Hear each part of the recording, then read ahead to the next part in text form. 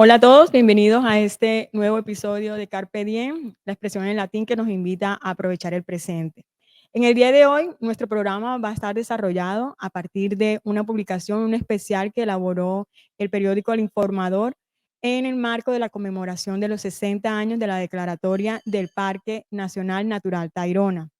Recordemos que el Parque Tayrona es una de las áreas estratégicas, digamos la más estratégica del territorio de Santa Marta, con respecto a su vocación turística. Este parque comprende aproximadamente 15.000 hectáreas, en las cuales están comprendidas también 14 kilómetros de playa, de las más exuberantes playas que se puedan tener en el territorio colombiano y algunos consideran también que en el Caribe. Estas playas nos tienen hoy ubicados y este paisajismo y esta riqueza ambiental como uno de los destinos preferidos a nivel nacional e internacional en los segmentos de playa, sol, naturaleza y ecoturismo. Para realizar, digamos, como un balance, que es lo que ha querido hacer el informador en este especial, queremos contarles que hemos invitado a un ciudadano que es bastante conocido, no necesita mucha presentación, pero que tiene una visión bien interesante sobre el territorio de Santa Marta. Su experiencia ha sido amplia y bastante pública. Estamos hablando del doctor Alfonso Lastra, abogado. Tenemos entendido que es especialista, magíster en administración y tiene una experiencia asociada con el tema corporativo. Fue presidente ejecutivo de la Cámara de Comercio entre el 2021 y 2022 y recientemente vimos su participación porque aspiró a la alcaldía de Santa Marta por parte del partido Dignidad y Compromiso. Hoy es copresidente de ese partido también. Bienvenido, doctor Lastra. Muchas gracias por aceptar esta invitación. Gracias a ti, Verusca, aquí complacido de estar en este espacio. También agradecerle a la Casa Periodística El Informador, pues con una tradición impresionante y la cual pues hace parte de la historia de la ciudad de Santa Marta y pues el placer es mío y orgulloso de estar aquí. Muchas gracias, doctor. Bueno, para empezar, lo que habíamos señalado del parque es una realidad, es una de las áreas más estratégicas desde el punto de vista turístico. Pero cuando queremos hablar del parque, tenemos necesariamente de su declaratoria referirnos a la resolución 161 de 1964.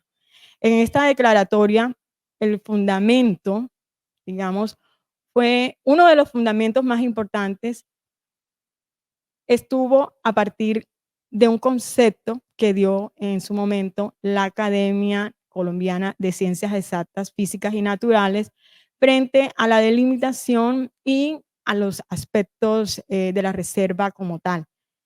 En ese sentido, la resolución nos dice que basado en este concepto se declaró el Parque Nacional Natural Tayrona.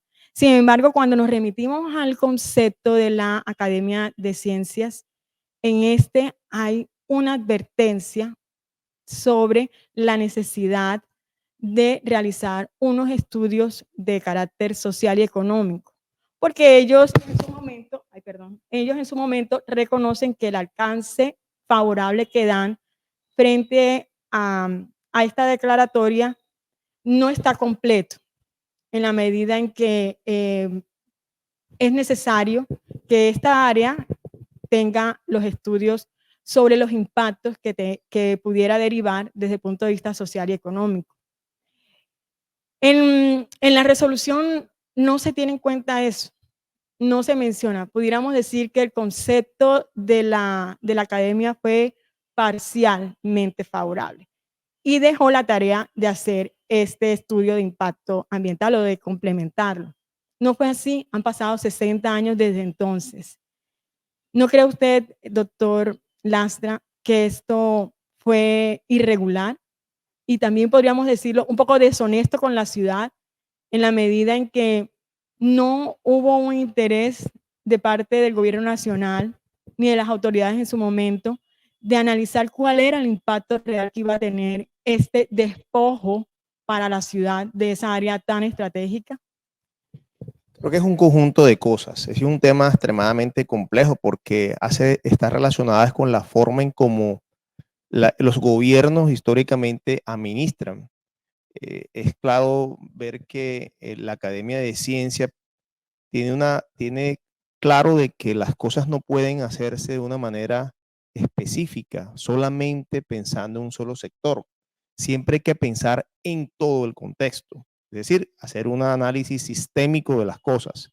No podemos solamente tener en cuenta el tema medioambiental, que es muy importante, sino los componentes sociales, culturales, económicos, poblacionales de cada decisión que se tome. Y eso ha sido un tema histórico en distintas esferas de los gobiernos. Pues pasa en el gobierno nacional, como tú muy bien lo has dicho, y también pasa en los gobiernos locales. Yo estoy aquí no casualmente, estoy aquí es porque muchos años en Cámara de Comercio, y la Cámara de Comercio también fue por muchos años concesionaria junto con otros operadores de las zonas ecoturísticas del Parque Tayrona.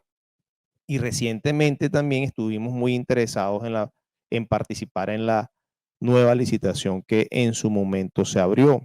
También estuvimos estudiando todo el tema del plan de manejo ambiental del Parque Tayrona de Sierra Nevada de Santa Marta, y ese tema que tú señalas fue uno de los aspectos que nosotros hicimos mucho énfasis, porque cuando se está construyendo el plan de manejo ambiental que fue aprobado recientemente, solamente parece que hubiese una sola visión, la visión ecológica y la visión cosmogónica de los indígenas, ¿cierto? No estamos solos en la tierra, convivimos una serie de personas en las cuales estamos aquí todos y todos debemos opinar.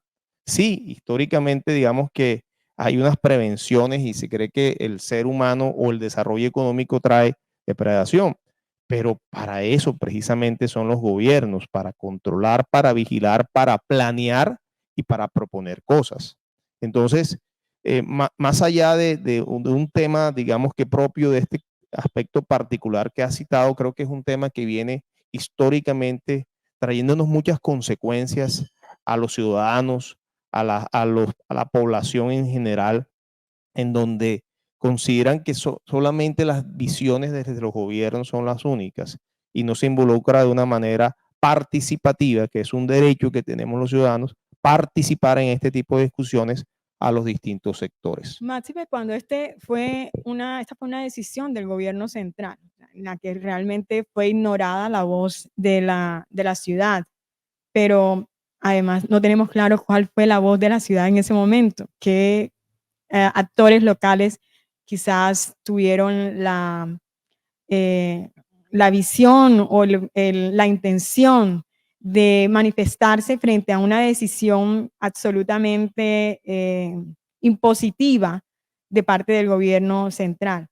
Esto lo comento porque todavía me surge, y sé que a muchos les surge la pregunta, ¿por qué después de 60 años, si esto fue así, como lo deja claramente plasmado la resolución 191 de 1964, ¿por qué después de 60 años no se ha conocido que en Santa Marta líderes políticos, líderes gremiales que tienen un compromiso también social, ¿por qué no se ha producido de pronto una gesta por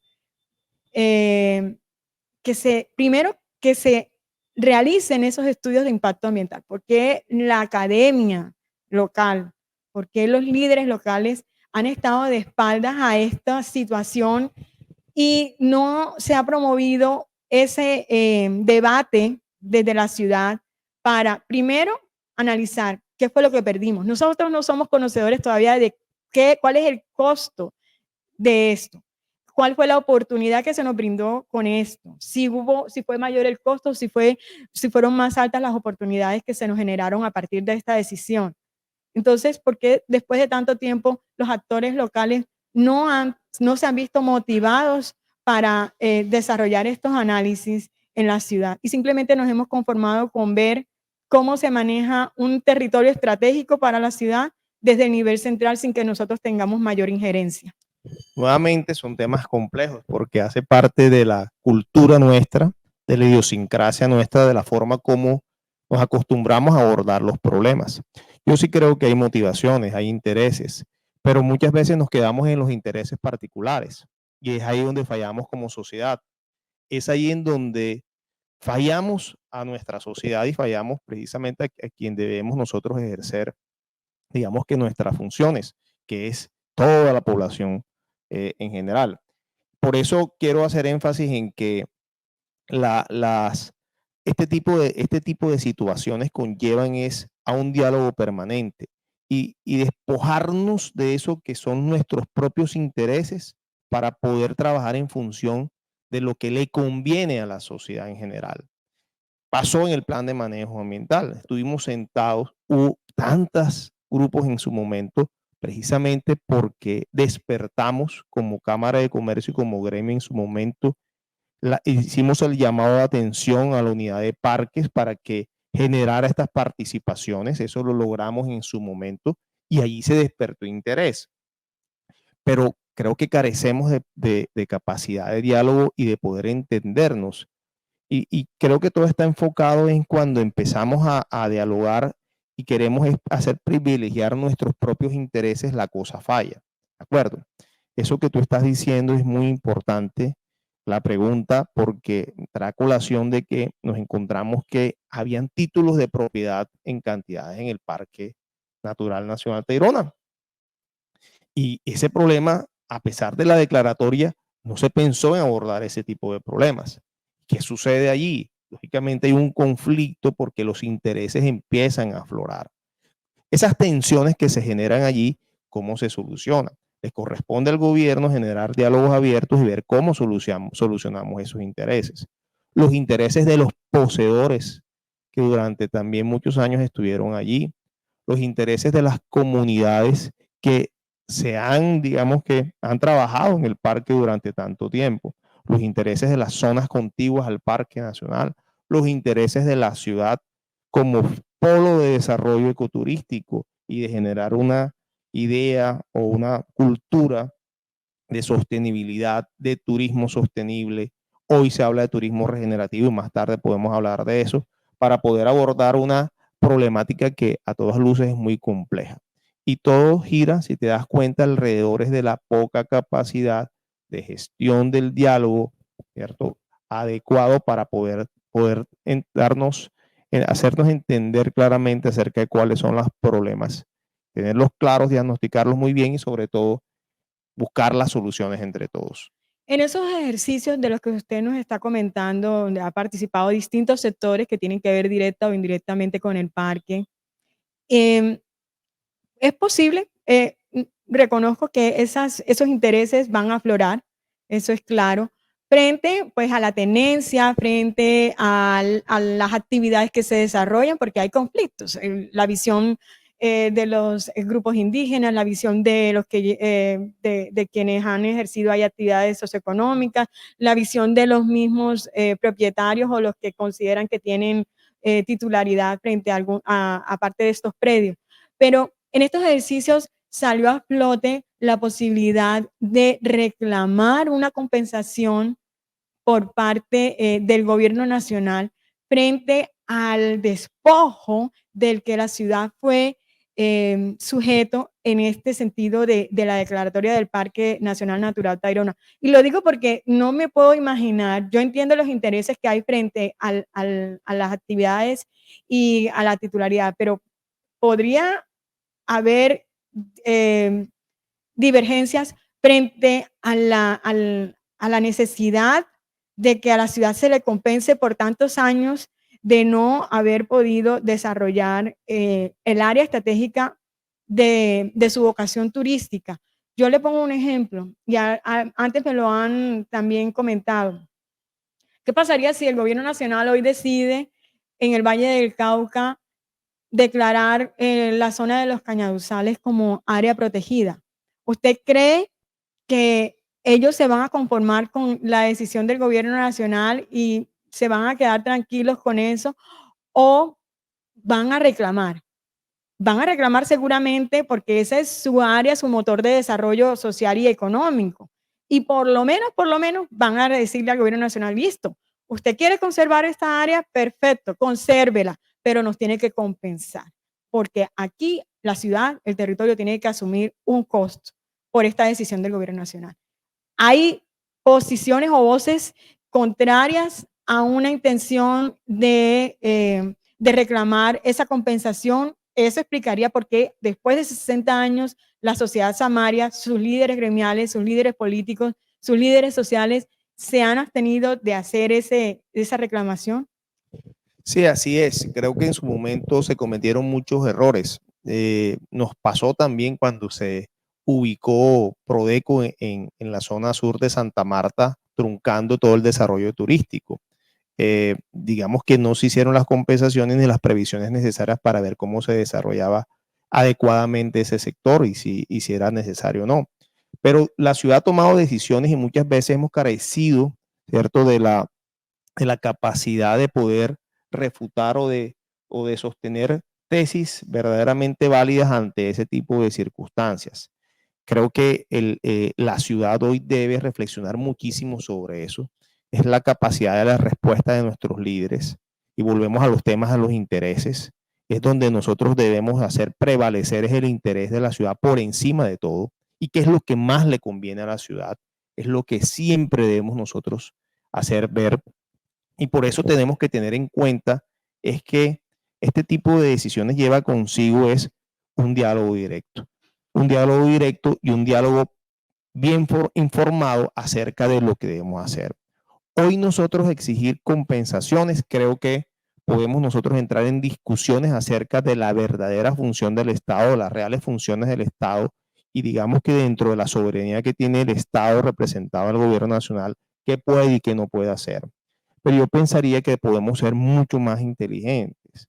Es decir, podemos hacer gestiones para que desde los gobiernos, el gobierno central, se genere un verdadero diálogo de construcción de un desarrollo para compensar, digamos que la ciudad de diversas formas. Compensar a la ciudad a través de la implementación de un modelo, un piloto de turismo regenerativo en la ciudad de Santa Marta, en donde pongamos a la ciudad en un nivel alto, ¿cierto? Con base en las tendencias mundiales y modelos como por ejemplo en Costa Rica, en Nueva Zelanda, en Sudáfrica, en donde el turismo regenerativo hoy en día está siendo empleado con grandes resultados económicos, de desarrollo económico, de desarrollo social, de desarrollo comunitario y sobre todo de conservación del territorio. Es ahí donde tenemos que exigirle al gobierno nacional. Queremos esto para compensar lo que en su momento no nos dieron. Y es la forma como debemos generar estos entornos. Pero necesitamos gente consciente, gente preparada y gente con las competencias necesarias para poder sostener esos diálogos y para poder exigir, porque se trata de exigir. Hoy la ciudad lamentablemente hoy no recibe sino simplemente mucho deterioro, porque hay que hablarlo claramente. Hay un deterioro de ciudad, un deterioro de sus recursos naturales, y eso todo genera precisamente todo el efecto contrario de lo que se busca, porque si vamos a hablar solamente de conservación, pues la falta de control, la falta de seguimiento, la falta de vigilancia genera es una alta informalidad que lo que finalmente genera es el deterioro a nuestras mayores reservas. Bueno, hace un momento cuando usted hablaba, nos comentaba el ejemplo de lo que fue la posición de la ciudad frente a la localización de puertos, en el caso de Prodeco. Recuerdo que en esos años hubo una exigencia, una única voz desde la ciudad de Santa Marta, de sus líderes, para exigirle a la nación que regulara el tema, que sacara los puertos si era una de las decisiones, pero que teníamos que defender el patrimonio turístico de la ciudad y que eso nos estaba restando competitividad. Y eso fue escuchado por el gobierno nacional y eso derivó en una modalidad de compensación porque recuerdo que en el Magdalena no se tenía regalías, se le daban las regalías directamente al municipio de Ciénaga y creo que una parte a Santa Marta. Pero a partir de esas exigencias, de esa voz que, se, que se amplió para todos los sectores de la ciudad hacia el nivel nacional, se logró obtener esas regalías que sirvieron para proyectos estratégicos del departamento del Magdalena. Entonces sí fue posible de alguna manera un mecanismo de compensación. Y lo que no entendemos es por qué en el parque eso no se ha visto como también un ejemplo. Es que no ha habido ni siquiera la intención, no se demuestra una intención. Es como si no nos mereciéramos esa compensación, como si nos diera pena como sociedad reclamar esa compensación.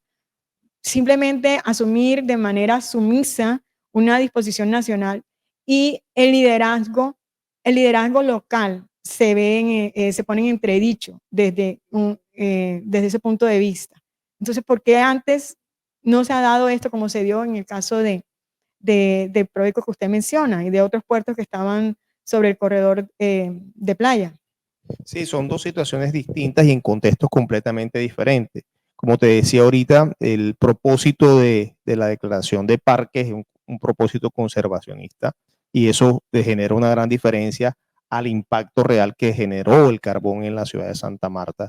Entonces tienen dos situaciones completamente distintas. Ahora, como te decía, creo que sí es necesario hacerlo, pero creo que es necesario hacerlo de una manera inteligente porque no es solamente, ni siquiera es una discusión de ciudad, es una decisión de país. La importancia de la Sierra Nevada para el mundo, como lo constituye también el Amazonas para el mundo, la Sierra Nevada es algo que debemos maletear a nivel internacional para que las compensaciones y para que el sostenimiento y sostenibilidad del Parque Nacional Tayrona y de la Sierra Nevada de Santa Marta sea un tema que el mundo entienda la importancia de la sostenibilidad a futuro. Y eso es como nosotros podemos hacer. Hoy en día el gobierno alemán, es importante saberlo, el gobierno alemán financia precisamente a países para que sostengan, digamos que determinados territorios. Y eso debemos hacerlo en muchas otras regiones del mundo en donde también hay países dispuestos a hacerlo. Pero eso es un trabajo coordinado, un trabajo planificado y un trabajo orientado hacia un propósito común, en el cual Santa Marta tiene que estar allí, ¿de acuerdo?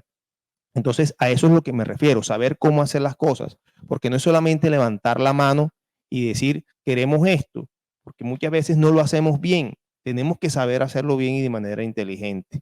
Y es ahí donde el tema del turismo regenerativo hoy puede ayudarnos muchísimo. Santa Marta tiene que mirar hacia el turismo regenerativo como una verdadera opción, porque hoy el turismo sostenible no es suficiente. El turismo sostenible queda corto, porque el turismo sostenible no alcanza a compensar y para muestra un botón lo que recibe el parque no es suficiente para conservar el parque como es debido. ¿Por qué? Porque no alcanza, porque no es suficiente. Y además genera otro tipo de problemas, mientras que el turismo regenerativo lo que hace es involucrar, digamos, que otros actores para que también conserven, para que también atiendan a comunidades, para involucrarlos a través de empleos y emprendimientos comunitarios, para lograr también generar conciencia en nosotros los amarios, que somos los primeros que tenemos que generar esa conciencia. Generar conciencia en el visitante y generar conciencia en el local para que entre todos podamos hacer parte de ese gran proceso de desarrollo económico sostenible y regenerativo que permita generar ahí sí un verdadero proceso de transformación en la ciudad y compensación. Con este modelo, nosotros podemos sí traer sí esas compensaciones, no solamente al gobierno nacional, sino a nivel mundial. Bueno, le voy a citar un artículo, o bueno, el título de un artículo de Rudolf Holmes. Es un artículo que él denominó Desarrollo y Medio Ambiente. Este lo cito porque él en ese artículo menciona algo que realmente llama la atención y es que a veces los ambientalistas derraman muchas lágrimas por un osito o un lagarto y muy pocas veces por sus congéneres. Cierro la comilla. Esta conducta que parece es inconsecuente con lo que es el tema ambiental, porque es que la gente cree que el tema ambiental solamente involucra lo ecológico y lo ambiental también somos nosotros, los seres sociales. Y la parte socioeconómica también de alguna manera está muy implícita en esto. Entonces uno observa que una de las presiones, de las grandes presiones que se ejercen sobre el parque es la del centralismo, representada no solamente desde el punto de la autoridad, desde el punto de vista de la autoridad pública, sino desde el punto de vista también de la opinión. Y observamos que esa voz tiene es más grandilocuente que la voz local. Y por eso vemos entonces que encontramos una contradicción en el parque, porque hay proyectos que hemos sabido son ecoturísticos que han sido rechazados a pesar de que contaban con la viabilidad del mismo parque en su momento. Pero luego esto es noticia nacional y se genera todo un debate nacional frente al tema del parque, y los que menos hablan y los que menos se expresan son los locales. Pero en última, esto se ha constituido en un saboteo permanente para el desarrollo del parque, porque cuando usted nos habla del plan de manejo, es cierto que el plan de manejo contempla como estrategia de conservación la actividad ecoturística. Y si tenemos proyectos ecoturísticos que han sido avalados por la misma autoridad de parque, ¿por qué por producto simplemente de la presión mediática esos proyectos han sido luego rechazados simplemente para no generar más prensa negativa para las autoridades del parque? ¿Por qué seguir sacrificando la posibilidad de un desarrollo sostenible desde el punto de vista y de acuerdo con el plan de manejo ambiental del parque? No, entonces estamos cayendo en el error de que ni siquiera el plan de manejo va a ser suficiente. Simplemente va a ser el capricho de unos sectores desde el nivel central que van a terminar manejando y definiendo y delimitando el desarrollo del parque. Lo has dicho muy bien, creo que hay una gran prevención de los diversos actores, desconfianza entre los diversos actores. Precisamente la desconfianza surgen es porque no nos ponemos de acuerdo y porque mostramos nuestros dientes frente a lo que realmente nos interesa. Y es ahí donde surgen las tensiones y las desconfianzas. Y ahí sí es muy difícil ponernos de acuerdo. Pero si empezamos a dialogar en lo que realmente nos interesa a todos, vamos a encontrar puntos de encuentro para empezar un diálogo sincero y franco. Claro que hay intereses, claro que hay que atenderlos, claro que no nos podemos olvidar de cómo la ciudad ha perdido muchísimo por dejar esa zona de esa manera. Pero sí es importante entender que hoy en día cómo se gobierna es cómo se obtienen los resultados. Y el resultado es, por muchos años se ha gobernado mal frente a una visión ecológica, ¿cierto? Y generar una tensión con el tema de desarrollo turístico. Para mi gusto, el plan de manejo ambiental no aborda el tema del ecoturismo como es debido, porque finalmente lo que hace es rechazarlo, decir que esto es un riesgo para el parque. Lo muestra así por la poca capacidad de control que ha tenido la misma autoridad en materia ambiental para proteger el parque. ¿De acuerdo? Por la alta informalidad que hay en nuestro territorio para involucrarnos de una manera depredadora en ese tipo de entornos. Entonces, todo eso genera es buscar el camino más fácil. El camino más fácil para quien ejerce la autoridad ambiental es prohibir. Y para aquel que quiere, digamos que desarrollar, pues lo que quiere simplemente es alzar su voz sin presentar argumentos adecuados y generar las gestiones para que se pueda lograr unas mejores opciones. Es el deber del Estado generar esos consensos y no lo he hecho adecuadamente. Desde el gobierno central cerrando las puertas, porque no prefiere, digamos, que prohibir antes que dialogar adecuadamente. Y segundo, nuestra falta de liderazgo adecuado para también lograr encontrar los espacios primero adecuados y sobre todo hacer las propuestas adecuadas. También podemos nosotros darnos cuenta, y tú hacías ahorita referencia al ejemplo del Valle del Cauca, es cómo desde nuestros actores políticos locales se pueden generar, digamos que, y propiciar esos espacios de diálogo, de conversación, de debate. Eso es lo que la ciudad debe estar en estos momentos conversando, es cómo nosotros como ciudad abordamos nuestros temas de interés y ver cuál es la verdadera vocación de la ciudad. Es decir, nosotros no podemos decir simplemente somos vocación turística, porque eso es muy general. Tenemos que especializarnos en lo que realmente somos, en lo que la naturaleza nos dio y cómo aprovechamos eso desde el punto de vista económico, sostenible, de desarrollo económico para poder lograr de integración de comunidades, de generación de emprendimientos comunitarios, de generación de empleo, de cómo involucramos actores para que también entren en ese diálogo. Y eso le corresponde a quienes dirigen, digamos que, los diferentes sectores. Ese diálogo honesto debería empezar por partir de lo que fue la delimitación del mismo parque, porque lo que pocos saben es que en esa delimitación estratégicamente quedaron por fuera unas áreas que eran propiedad de élites del centro del país. Entonces, esto ha sido un diálogo en donde ha habido un cierto tinte de hipocresía, porque mientras esa élite tiene sus desarrollos, sus terrenos perfectamente habilitados para las distintas actividades sociales y económicas que están allí, del otro lado delimitaron de una manera casi demonizando cualquier actividad socioeconómica, lo que corresponde al parque. Entonces, para ser honesto, lo que hay en ese diálogo nacional y en ese diálogo local tenemos que reconocer que la delimitación del parque fue muy, muy estratégica para favorecer unos intereses en ese momento particulares. Podríamos comenzar por ahí, ¿cierto? Sí, y además nos damos cuenta que las zonas contiguas al parque, principalmente todo el sector de la troncal del Caribe, vemos cómo ha crecido eso de manera desorganizada, sin falta de planeación, en donde vemos permanentes abusos, digamos que no es con nuestra vegetación, con nuestro medio ambiente. Y pues fíjate el río Piedras hoy cómo se está deteriorando. Total. El río Piedras hace 20 años era un río muy distinto a lo que hoy en día vemos.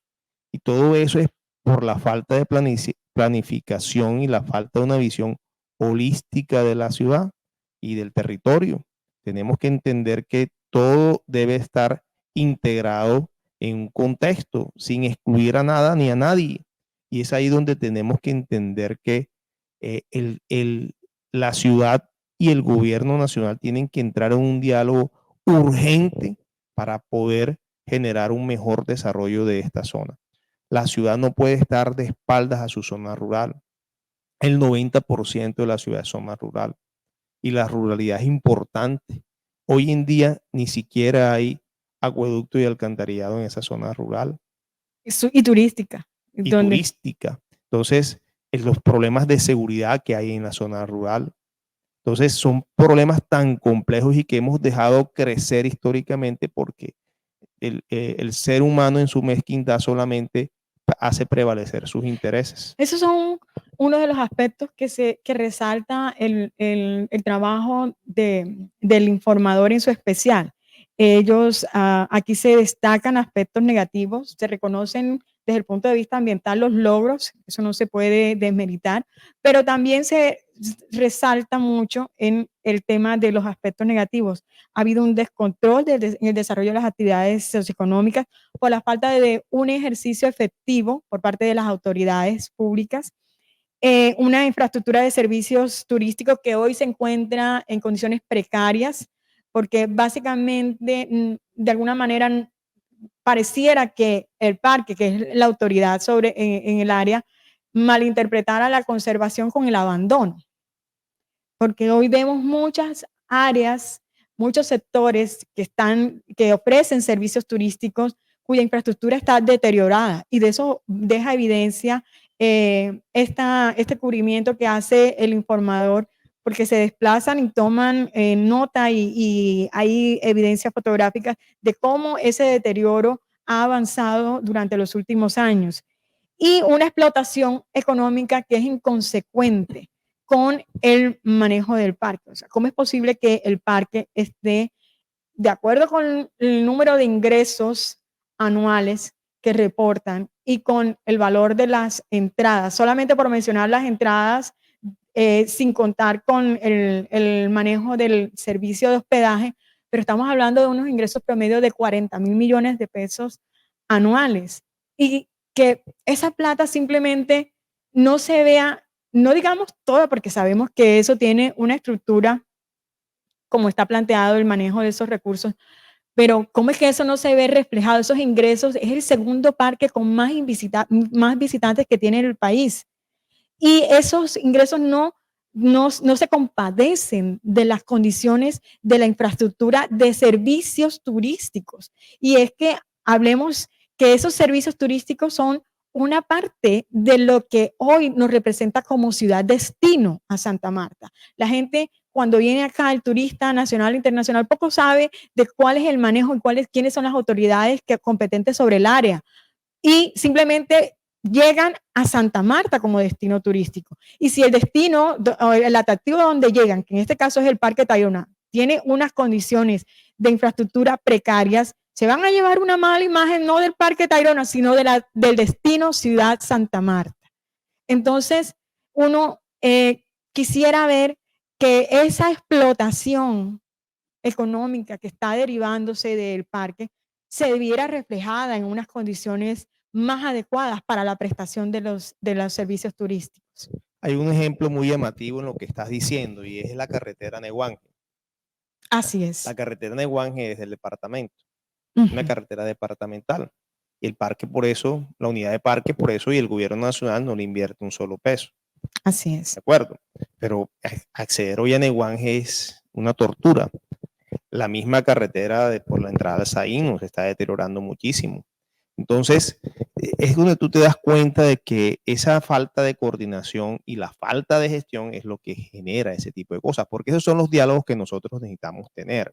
Nosotros necesitamos tener esos diálogos sinceros, decirle, oye, listo, no se los den a la ciudad, pero por lo menos reparen esa carretera, propicien la normatividad adecuada para que eso pueda darse. Es porque si ustedes arreglan esa carretera, les aseguro que la dinámica cambia y ustedes son los que se van a beneficiar. Doctor Lastra, perdone que lo interrumpa. Y el tema de seguridad que es fundamental. Es que, ¿qué ejercicio de autoridad puede ejercer el parque que no lo está ejerciendo? Porque producto de eso vemos no solamente el abandono en términos físicos, sino también el hecho de que se está incrementando dentro del parque la informalidad.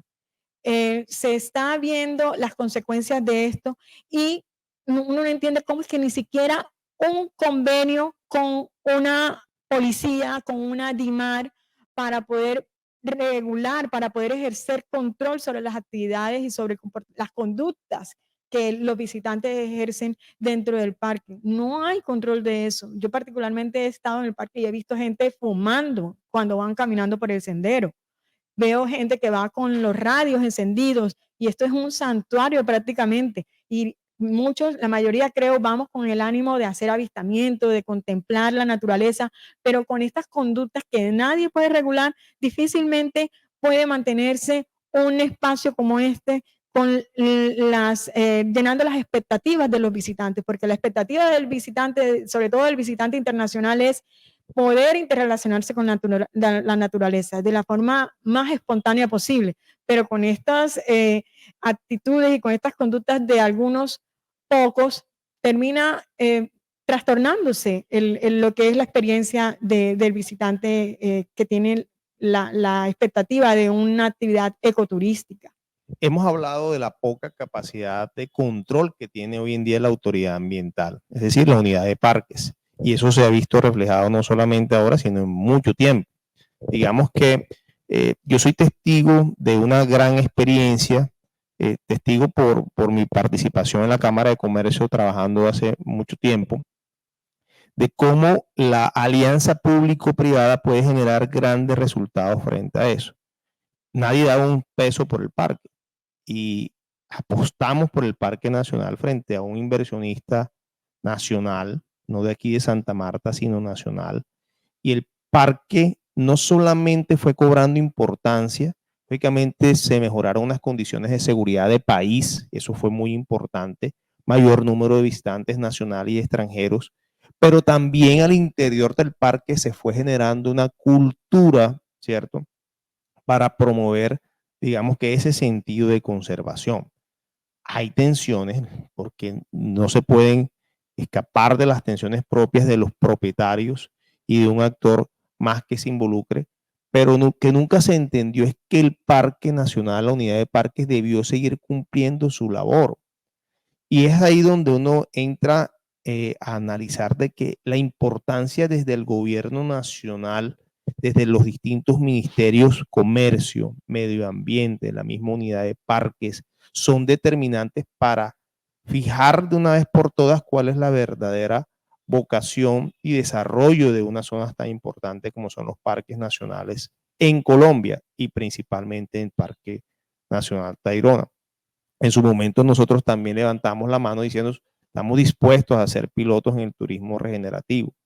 Y por eso después la Cámara de Comercio invitó a unos inversionistas locales de la ciudad de Santa Marta para armar equipo público-privado y poder desarrollar, digamos, una apuesta realmente de ciudad en donde nos fuéramos a enfocar en lo que la ciudad necesita, ejercer un liderazgo adecuado, un liderazgo inclusivo y un liderazgo enfocado en lo que la ciudad necesita hoy en día y lo que necesita futuro para que las futuras generaciones puedan hacer parte, irlas involucrando en toda esta dinámica de cómo nosotros debemos tratar a nuestro ecosistema y cómo nosotros desde una posición responsable socialmente y ecológicamente podemos también generar desarrollo económico y buscar un equilibrio en la ciudad. A propósito de ese tema de lo que fue la licitación, que tengo entendido se frustró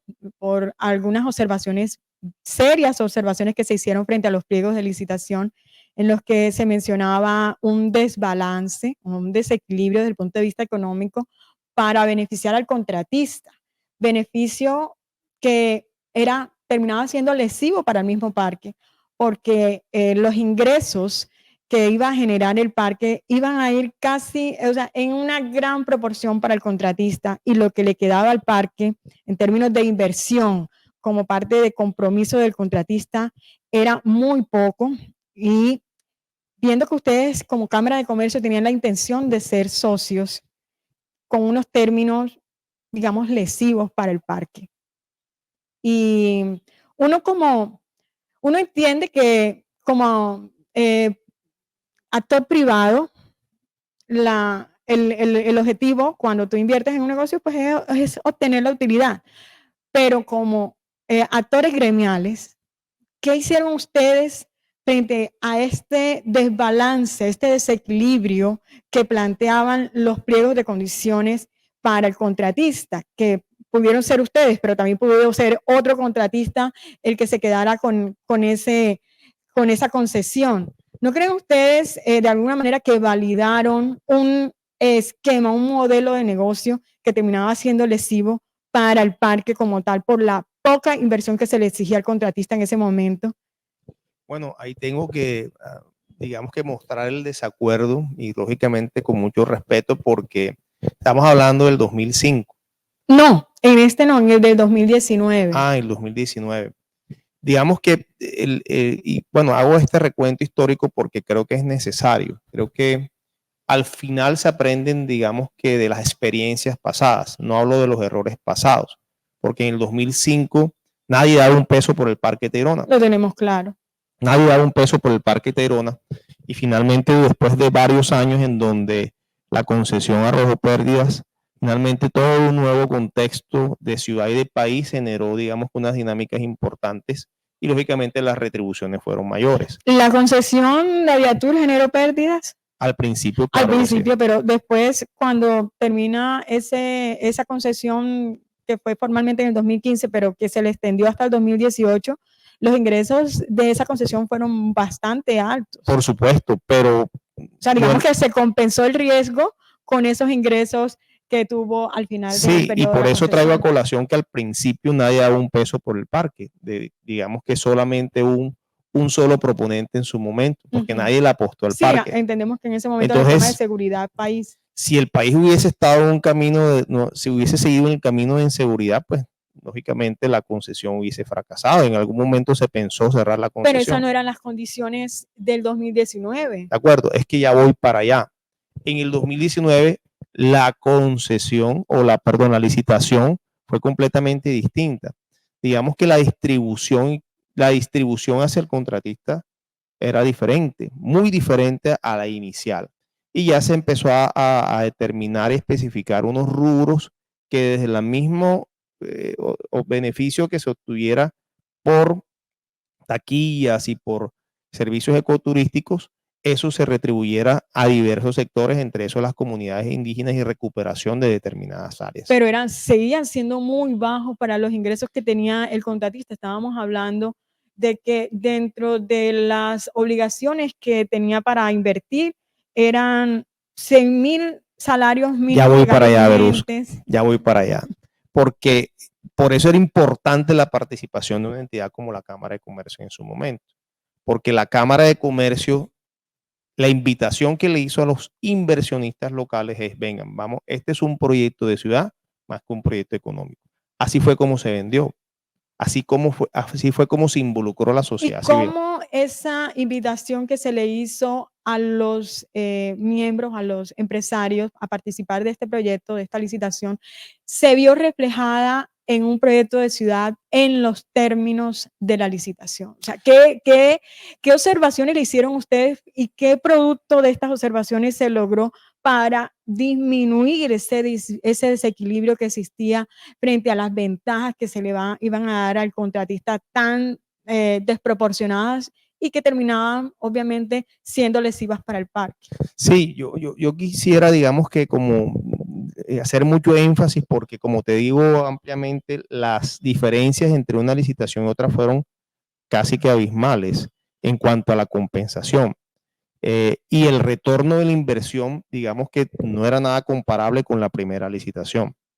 Más sin embargo, la importancia de la participación de una entidad como la Cámara de Comercio permitía, ¿cierto? Generaba confianza con la comunidad porque indudablemente la Cámara de Comercio, al no ser una entidad con ánimo de lucro, ¿cierto? Lo que enfocaba era que lo que recibiera por concepto de parque la compañía que se creaba para el efecto iba a ser reinvertido para los propósitos de mejorar las condiciones del ecoturismo en la ciudad de Santa Marta. Perdona que sea insistente, pero ¿cómo se vio, cómo se materializó ese proyecto de ciudad que ustedes representaban en los pliegos de licitación?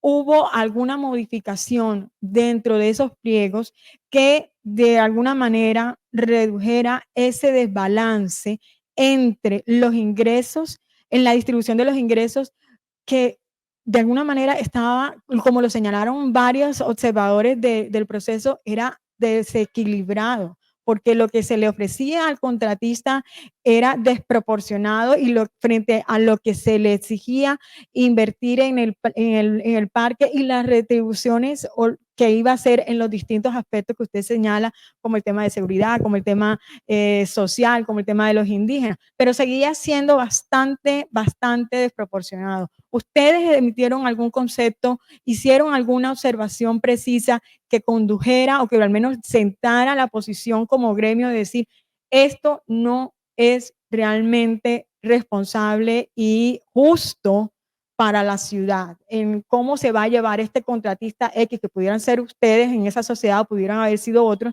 y se va a llevar tanta parte de los ingresos del parque y nos va a dejar solo unas pocas inversiones? Ahí no debió ser el proyecto de ciudad verse reflejado en observaciones o en modificaciones a esos pliegos. Sí, yo creo más bien, Verusca, que es importante nuevamente revisar los términos en su momento, porque eh, simplemente lo que se hacía era un negocio en donde tú inviertes, porque había que hacer inversiones, y esa inversión a lo largo de un tiempo debía generar un retorno, debía generar un retorno. Es decir, no existía una retribución al contratista si el contratista con ese retorno, si no lograba finalmente un retorno.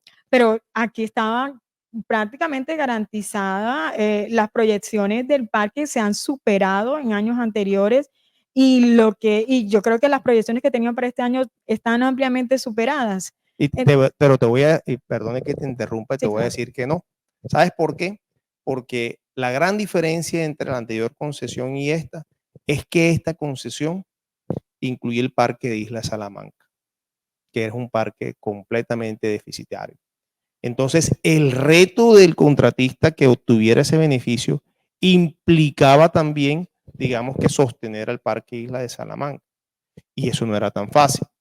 Básicamente, el reto implicaba también hacer un esfuerzo desde el punto de vista empresarial, comercial, de marketing y de ciudad y de vender, digamos que un producto general para lograr eso. Pero las proyecciones que nosotros le presentamos a los inversionistas en los primeros 5 años no era de no retorno de inversión.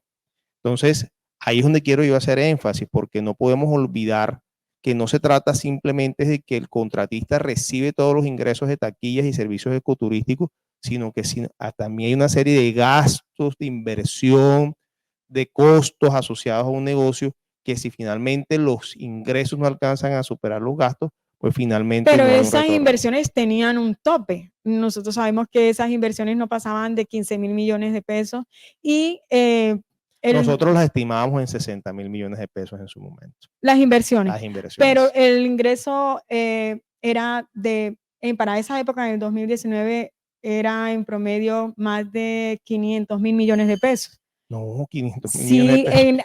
Al final de la concesión, la proyección nuestra, al final de la concesión eran 25.000 millones de pesos. Nosotros hoy, el ingreso hoy del parque anual es de aproximadamente 40.000 millones. Bueno, en el momento de que terminó la concesión era 25.000 millones de pesos. Eran 25.000 millones, estábamos hablando del 2019. 2019, exactamente. Exacto, el número de visitantes era diferente y el precio del ingreso, de la entrada, claro, era diferente también. Por eso los ajustes, digamos que a la licitación, por eso se involucra el Parque de Isla Salamanca. Entonces, el gran reto era vender un producto, ¿cierto? Que era un conducto estrella, como dicen los administradores o los de mercadeo, con un producto perro como lo eran el Parque Isla de Salamanca, que era un producto difícil de vender y un producto que había que cargar unas pérdidas. Entonces, ahí digamos que eso era lo retador dentro del proyecto. Ahora, indudablemente lo que nosotros queríamos era que la eficiencia en el manejo, digamos que el parque, de ambos parques de la concesión, permitiera generar unas utilidades y con esas utilidades poder, ¿cierto?, beneficiar, digamos que al desarrollo económico de la ciudad. Porque la forma de remunerar al contratista en su momento era, si obtienes utilidades, esas utilidades son las que tú vas a utilizar. Okay. ¿De acuerdo? Bueno, podemos dar entonces por terminado este conversatorio. Muchísimas gracias, doctor Lastra. De verdad, su visión y la participación que ha tenido la Cámara de Comercio históricamente en estos temas, especialmente del Parque Tayrona, pues nos indica que hay interés, que hay compromiso y esperamos que esto siga así. Muchas gracias y espero que usted, como líder político que se nos ha convertido, lleve también ese mismo espíritu a todos los espacios donde usted pueda hacer exposición de esto. Te agradezco, te felicito y al periódico Informador por estos espacios. La verdad es que son espacios muy enriquecedores, espacios donde se debate así con respeto, pero por sobre todo con la información como es debido y sobre todo también para pensar en cómo nosotros logramos darle algo, retribuirle algo a la ciudad de Santa Marta que tanto lo necesita. La ciudad realmente necesita actores comprometidos y que piensen en la ciudad más allá de sus intereses. Muchísimas gracias. Muchas gracias.